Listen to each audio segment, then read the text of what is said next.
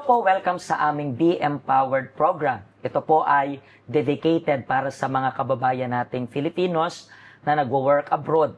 Alam niyo po na maraming mga inspirational story yung mga kababayan nating Pilipino at sa mga episode natin, chinecheck natin yung mga story nila and then kumukuha tayo ng lesson kung paano natin i-handle yung mga situation na alam na alam nyo bilang OFW. At today, kasama ko po yung special guest natin. Ano pong pangalan ninyo? Hello po, Pastor. Ako po si Ranilyn Mamon. Ranilyn? Yes po. Okay, gano'n na po kayo katagalan nag-work abroad? 8 years po. 8 years? Yes po. Wow! Pero that time na 8 years, bago ka makapag-decide na magpupunta ako sa abroad, paano ka umabot sa punto na, okay, let me work abroad? Anong reason? Dalaga pa ako. 23 years old pa lang po ako. Nag-decide na ako na mag-abroad dahil din po sa kahirapan sa buhay. So, after ko ng graduate, nag-apply abroad sa Kuwait po. Sa Kuwait? Yes, okay, so yun yung unang bansa na pinuntahan mo. Yes po. Pero taga saan ka talaga sa Pilipinas? Sa Antique po. Antique? Yes po. So, ang pinaka-reason mo is sa hirap ng buhay? Yes po. Pero wala ka pang asawa that time? Wala pa po. So, sa Kuwait. And, kamusta ang experience sa Kuwait? Sa Kuwait po, okay naman kasi yung mga amo ko mabait naman po. Tapos isa lang yung alaga ko. Tapos, yun, lagi din sila tumutulong sa akin. Wala akong problema sa kanila. Pero ilang years ka dun sa kanila? 4 years po. 4 years? Yes po. Pero anong naging reason kung bakit di ka na nag-renew kung maganda naman pala? Sa kanila ang problema po, silang mag-asawa yung nag-divorce po. So kung okay pa naman sana sila, baka magtuloy-tuloy ka pa rin Opo. sa kanila kasi okay naman yung treatment nila sa'yo. Pero naghiwalay sila Opo. and wala nang gustong kumuha sa'yo, gano'n? Parang gano'n? Kasi po, nag-separate sila. Yung babae, umuwi sa nanay niya. Tapos yung lalaki na lang po yung natira sa apartment at ako. So, kaya Pero medyo natapos mo pa rin yung contract? Opo, natapos ko po. Yung naghiwalay sila nung itong panghuling contract mo, ilang parang months or years na parang dalawa lang kayo nandoon? Months lang po, mga 2 months siguro. 2 months and then alis ka na rin agad. Pero tinry niya pa rin i-renew sana or hindi na rin? Hindi na po kasi lalaki na lang po yung makasama ko. Ayaw mo na Yung lang alaga rin. ko dinala din ng babae. So talagang tinapos mo lang. Okay. And then, pag-uwi mo sa Pinas, nag-abroad ka na ba agad or nagpahinga ka rin? 2 years po, nag-stop ako. Tapos, apply ulit ako Singapore po. So, Singapore naman? Yes. Ilang years ka naman sa 2 years Singapore? lang po. And kamusta naman experience doon? Yung sa Singapore, medyo worst. Kasi yung unang amo ko, tigre. Parang tigre po. Yung nanay ng amo ko. Kasi Talagang lipat din kami. maatungal. Yes. Naninigaw. Naninigaw? Yes. Pero tiniis mo pa rin within 2 years to? Yes. Ay, hindi po. Nagbalik ako sa agency po. Sabi mo, iba na lang, gano'n? Pero pinayagan rin nila doon? Pinayagan po. Kasi pwede naman sa Singapore magbalik sa agency po. Tapos hanapan ulit ng panibagong amo. Pero sa Singapore, hindi mo na kailangan umuwi. Hindi po. Kasi dito di ba, kapag ayaw mo, kailangan mong umuwi. Opo. And, so ilang weeks or ilang months ka lang doon sa unang naging amo mo? Mga 1 month din po. Kasi process pa rin yung hanap ng bagong amo. Pero yung pumalit naman, kamusta naman? Okay yung naging second amo ko doon. Isa lang din yung alaga ko. Tapos, ang problema lang po kasi yung nanay naman. Kasi yung kadalasan sa Singapore, lipat-lipat sila ng bahay. Lalo na kung may work yung both na mag-asawa. So, ang alaga ko, yun lang yung kasama ko sa nanay niya. So, mahirap po yung mga adjustment kasi palipat-lipat. Yes. So, bumalik ka, di ka na rin nag-renew. Hindi na po. Tinapos na. And then, nagpahinga ka pa afterwards or? For good na po kasi mag-aasawa na. Parang, nag-alarm gano'n. Opo. Or asawa na. Mag-asawa muna kasi 31 na ako noon that time. Lagpas pa sa kalendaryo. Lagpas na sa kalendaryo. And then, nakapag-asawa ka, nagkaanak ka. Ilan na yung anak mo as of now? Ngayon, kambal po. Kambal? Opo. Nice. So, yung asawa ko, kambal rin, di ba? So, but kambal, isang kambal lang. Yes po. Okay. And after ilang years ka pa nag-decide na mag-abroad agad? Medyo matagal, no? Medyo matagal, 16. Yes po, medyo matagal. And bakit ka paano mo naisip na, "Hindi, let me work abroad once again"? Paano ka pumasok sa isip na ganun again? Kasi po, yung wala kaming bahay, sariling bahay na mag-asawa, sa biyanan lang tumitira. Kikita, Opo. Tapos, yun, nag-decide ako na mag-abroad para sabi ko kahit 2 years lang para makabuo kami ng sarili naming bahay. So, habang nandun ka sa Philippines talaga, hindi ka nag-work talaga? Nag-work po sa mga STL, ganun.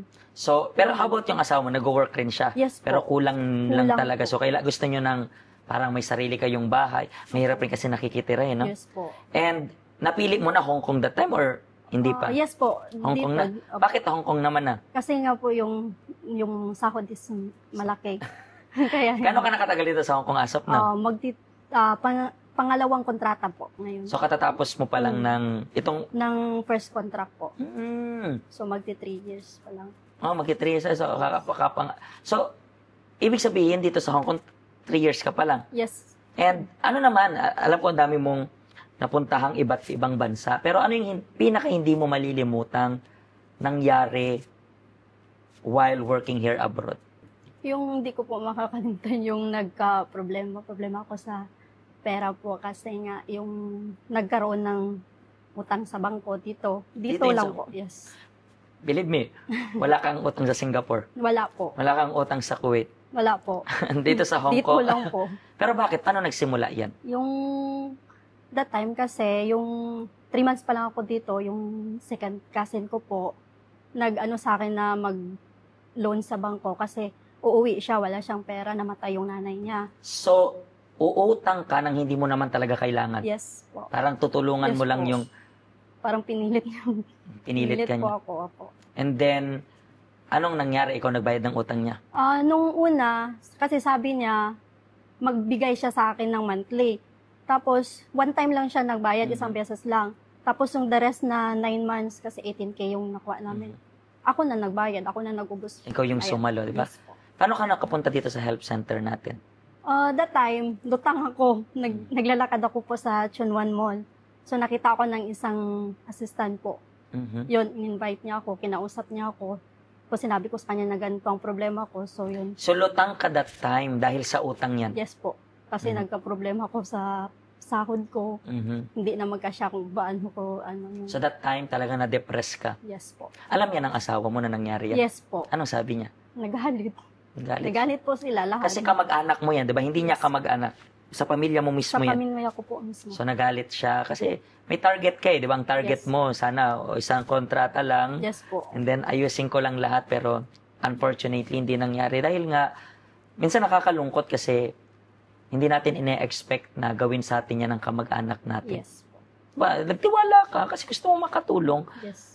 pero naagrabyado. Pero, gano'n ka na po katagal sa help center? 2 years na po. 2 years na rin. Yes po. And I believe marami ka natututunan within this 2 Yes years po, na ito. Ano-ano naman yung hindi mo naman malilimutan na lesson na natutunan mo sa help center natin? Kung paano po magpatawad. Tapos kung paano maging strong po sa lahat ng pinagdadaanan po. Kasi hindi madali eh. Yes Diba? po. Imaginein mo, hindi madali na magbayad ng utang na hindi mo naman inutang. Yes po. Yes. Hindi madali na alam mo yan, parang ikaw yung sinisisi ng lahat sa isang pagkakamali. Hindi Yes madali po. yun. Hindi madali na may problema na nga dito, may problema pa sa Yes. Pilipinas.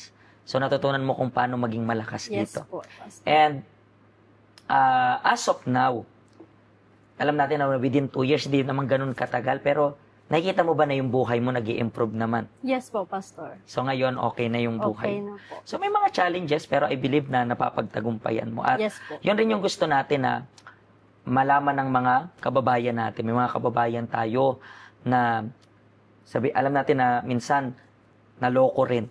Naloko ng sariling kamag-anak. Hindi ko alam kung anong mas malala, kung maloko ka ng ibang tao, maloko ka ng kamag-anak mo. I think mas malala yung Mas kamag-anak. may Di ba? Kasi kamag-anak po. we should trust them, pero sinira nila yung tiwala. Pero maraming ganyan eh. I Yes believe po. hindi lang ikaw yung nag-iisang ganyan. Marami kang nakakausap rin dito na siguro ganyan rin yung kinaharap nilang Yes. sitwasyon. Pero kung nakaya mo, kaya rin nila. Yes po. Yeah, di ba? So, yun po yung reason kaya gusto namin imbitahan rin kayo sa help center. Siguro, relate kayo sa story niya. At iniisip nyo, anong sikreto niya para maging malakas? Anong sikreto niya para kayanin yung sitwasyon? Hindi po kasi nadadala sa i-explain niya. Pumunta kayo para malaman ninyo kung ano yung sinasabi niya. Pumunta kayo para ma-experience nyo yung na-experience niya. Ikaw na lang rin naman yung kulang eh.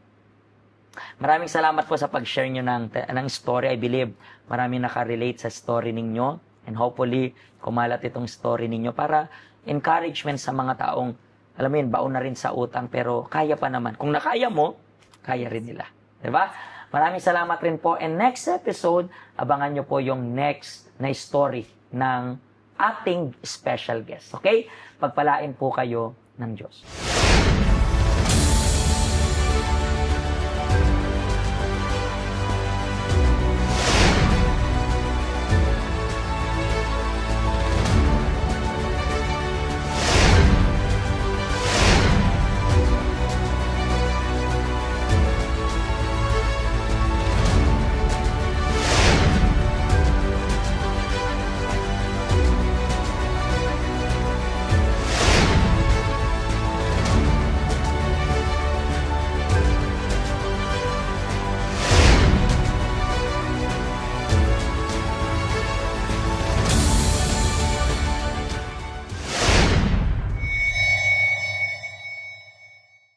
Hello, ako po si Pastor Joshua dito po sa UCKJ Help Center dito po sa Hong Kong. At yung mga napanood nyo pong testimony ay mga testimony ng mga OFW dito sa Hong Kong. Pero I believe makaka-relate rin naman kahit nasaan po kayong bansa. Basta OFW.